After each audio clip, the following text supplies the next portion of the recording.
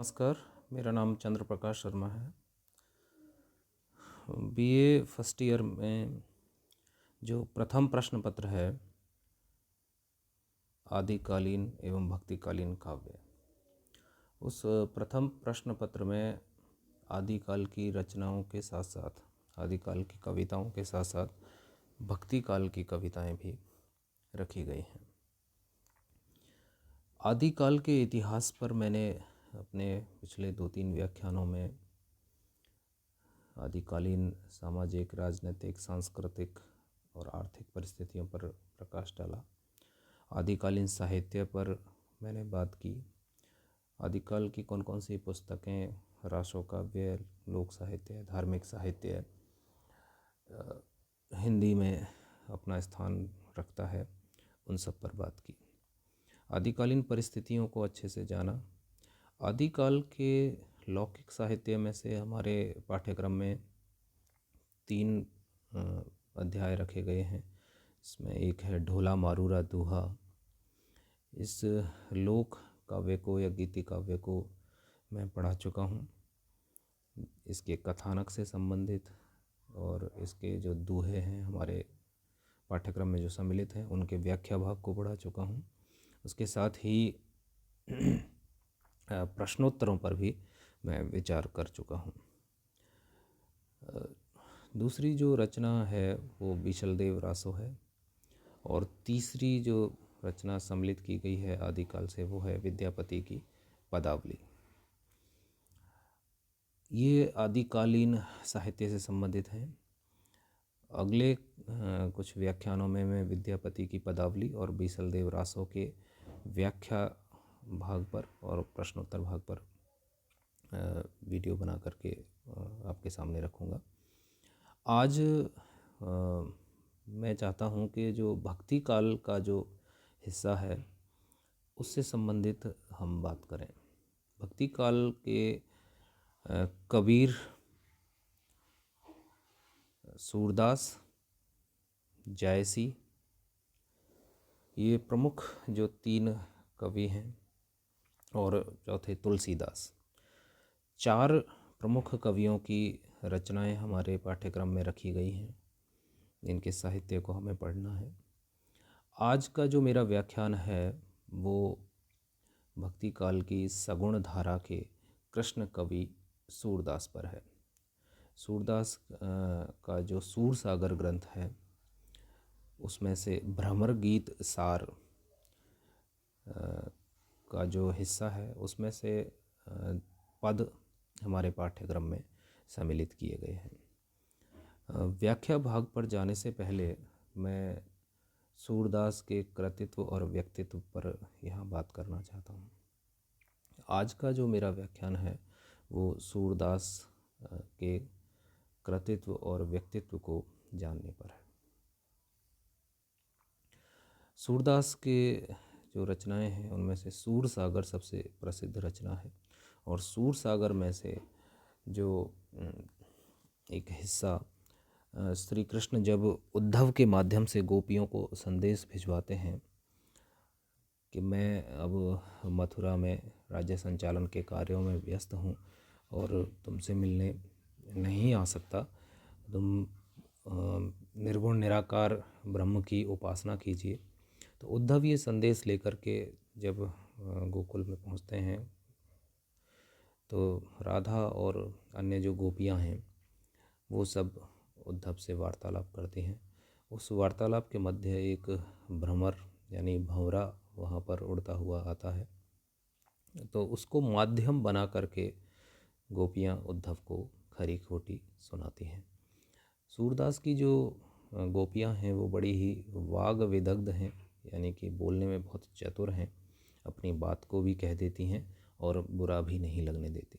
तो उद्धव को जो ब्रह्म के ज्ञान का, निर्गुण ब्रह्म की उपासना का जो बड़ा घमंड था, उस घमंड को वो तोड़ देती हैं। महाकवि सूरदास पर हम बात करें तो सूरदास जी का जन्म 1540 विक्रम संवत में हुआ। ईस्वी में देखें तो 1478 ईस्वी में इनका जन्म हुआ। ये सारस्वत ब्राह्मण थे। कुछ व्यक्ति इन्हें जन्मांध कहते हैं। पर उनके साहित्य को देखकर ये लगता नहीं है कि ये जन्मांध थे, क्योंकि इनके काव्य में जो वर्णन है वो विविधता लिए हुए हैं। संसार की विभिन्न वस्तुओं के, प्रकृति के जो चित्रण हैं वो ऐसे जान पड़ते हैं कि ये जन्मांध नहीं थे।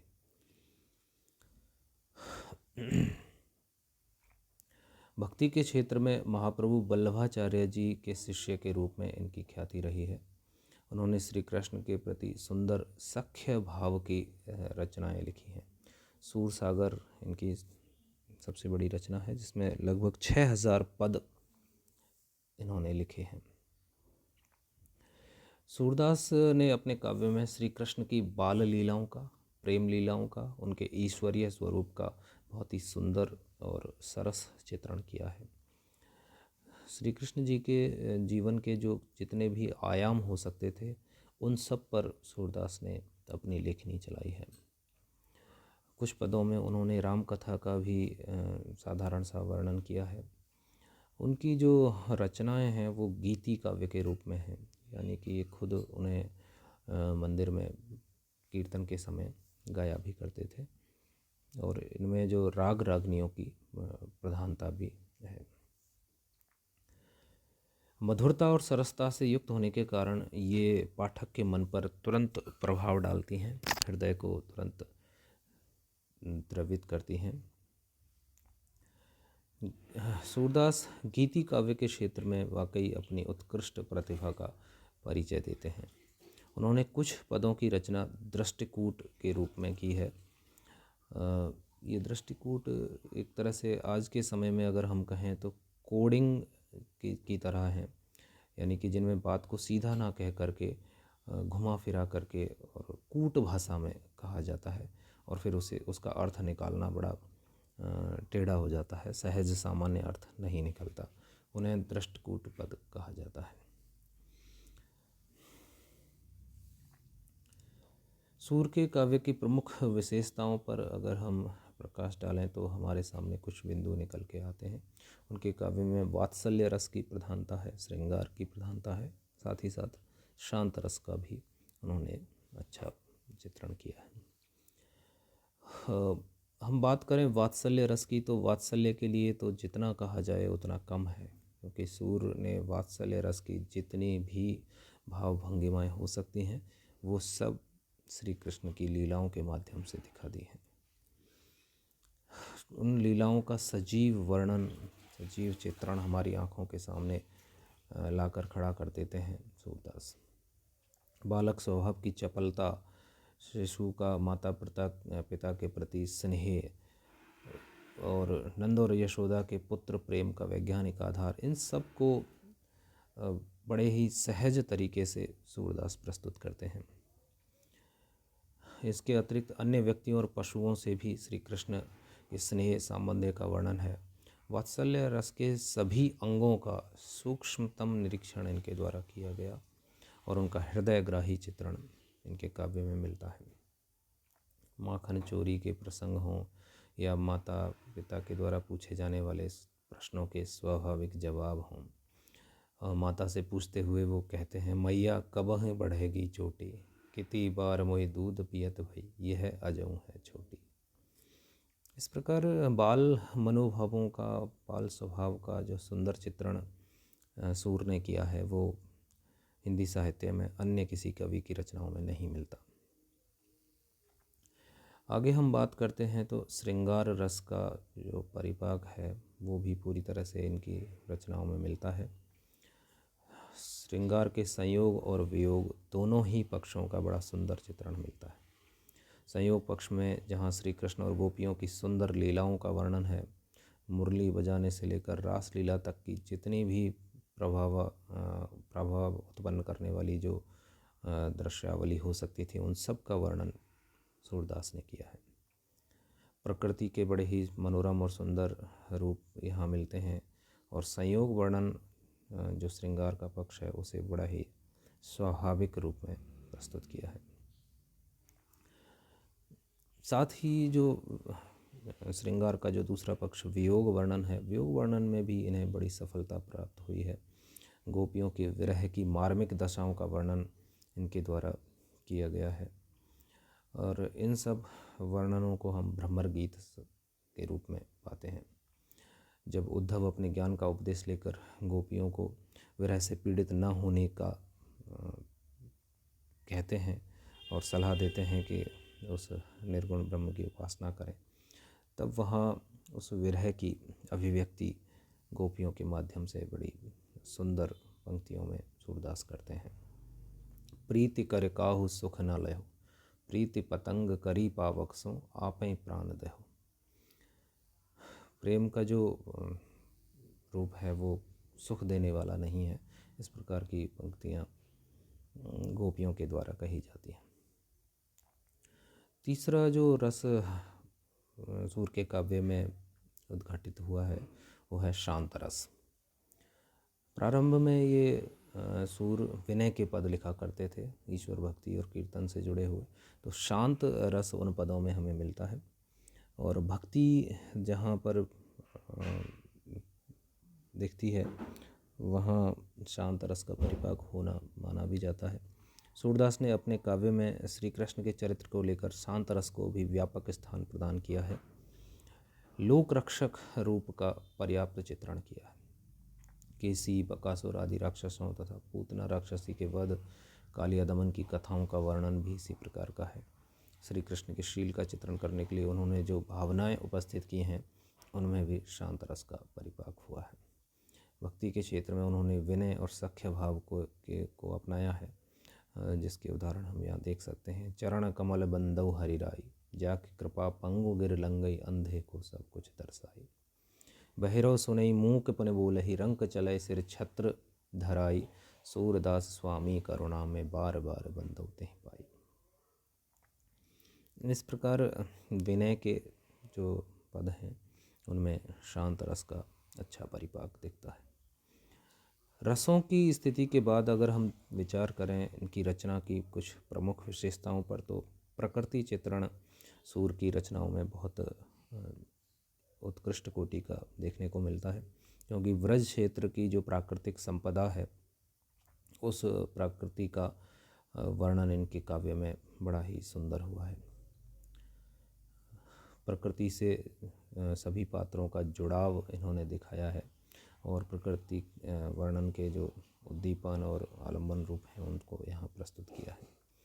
चरित्र चित्रण की अगर हम बात करें, अगली जो विशेषता देखें तो कृष्ण की तो विविध लीलाओं का, विभिन्न रूपों का, हर भाव का सुंदर चित्रण है ही, साथ ही साथ राधा, नंद, यशोदा, उद्धव, गोप, गोपियाँ, उन सब के भी वर्णन बड़े ही मार्मिक और सुंदर और स्वाभाविक प्रस्तुत हुए हैं।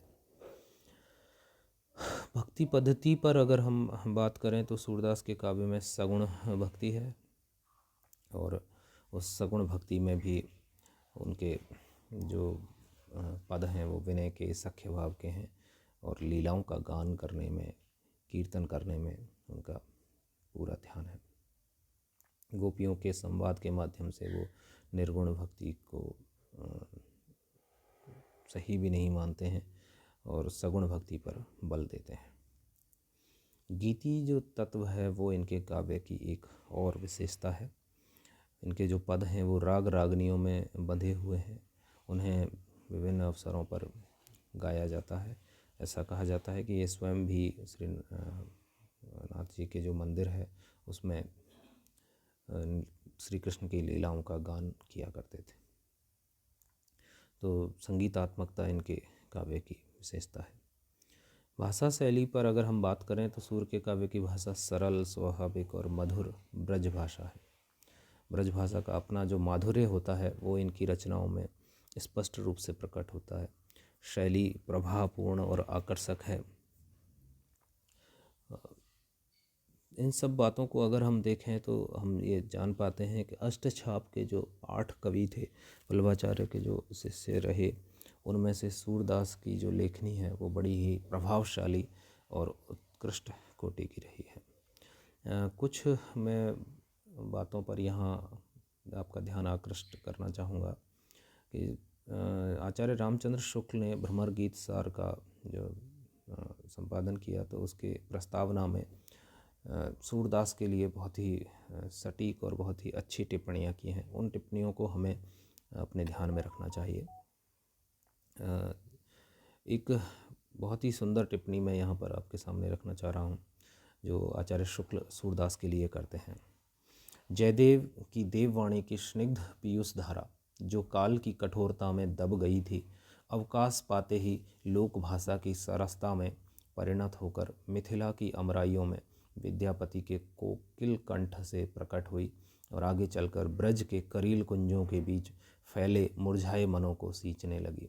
आचार्यों की छाप लगी हुई 8 वीणाएं श्री कृष्ण की प्रेम लीला का कीर्तन करने उठीं, जिनमें सबसे ऊंची, सुरीली और मधुर झनकार अंधे कवि सूरदास की वीणा की थी।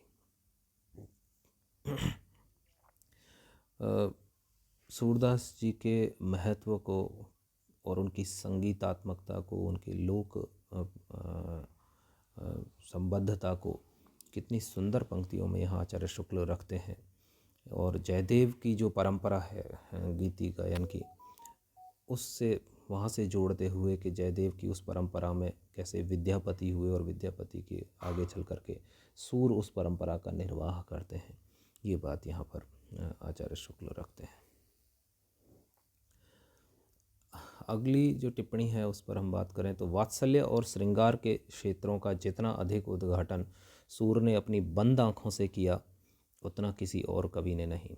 इन क्षेत्रों का कोना कोना वे झांक आए। उक्त दोनों रसों के प्रवर्तक रति भाव के भीतर की जितनी मानसिक वृत्तियों और दशाओं का अनुभव और प्रत्यक्षीकरण सूर कर सके, उतनी का और कोई नहीं। हिंदी साहित्य में श्रृंगार का रस राजत्व यदि किसी ने पूर्ण रूप से दिखाया तो वो सूर है। वात्सल्य और श्रृंगार का जितना वर्णन हो सकता था वो सब सूर ने किया, और वात्सल्य के प्रत्येक कोने कोने को, यानी कि जहाँ जहाँ भी उन्हें संभावना लगी उन सब दृश्यों को हमारे सामने रख देते हैं। तो ये आचार्य शुक्ल की एक बहुत बड़ी टिप्पणी सूरदास पर है कि वात्सल्य और श्रृंगार का जबरदस्त उद्घाटन सूर की काव्य में मिलता है। अगली कुछ पंक्तियों में आचार्य शुक्ल कहते हैं कि ध्यान देने की सबसे पहली बात यह है कि ब्रज भाषा में सबसे पहली साहित्यिक कृति इन्हीं की मिलती है, जो अपनी पूर्णता के कारण आश्चर्य में डाल देती है। पहली साहित्यिक रचना और इतनी प्रचुर, प्रगल्भ और काव्यांगपूर्ण कि अगले कवियों की श्रृंगार और वात्सल्य की उक्तियाँ इनकी झूठी जान पड़ती हैं। भाषा पर जो बात कहें तो आदिकाल के बाद ब्रज भाषा में साहित्य लेखन होता है, और ब्रज भाषा में जो पहली कृति सामने आती है वो आचार्य महाकवि सूरदास की है। तो आश्चर्य की बात लगती है कि एकदम से किसी कोई परंपरा का निर्वाह नहीं और ब्रज भाषा की इतनी ज़बरदस्त रचना हमारे सामने आ जाती है, तो यह आश्चर्यचकित करने वाली बात है। यहाँ कुछ ब्रजभाषा के पद हैं। नेख खेलन हर निक से ब्रज खोरी, आए श्याम रवि तनया के तट, अंग लसत चंदन की खोरी। बूझत श्याम कौन तू गोरी, कहाँ रहत का की तू बेटी, देखी नहीं कहूँ ब्रज खोरी, काहे को हम ब्रज तन आवत, खेलत रहत आपनी पोरी, सुनत रहत नंद नंदन को ढोटा, करत रहत माखन दधि चोरी। इस प्रकार की रचनाएं सूर के काव्य में मिलती हैं, जो कि ब्रज भाषा के बड़े ही सुंदर और सरस रूप को हमारे सामने रखती हैं। इस तरह हमें सूरदास से संबंधित जो भी प्रश्न हमारे प्रश्न पत्र में आएगा, उसका उत्तर हमें इस तरह लिखना होगा। आज के लिए इतना ही। धन्यवाद।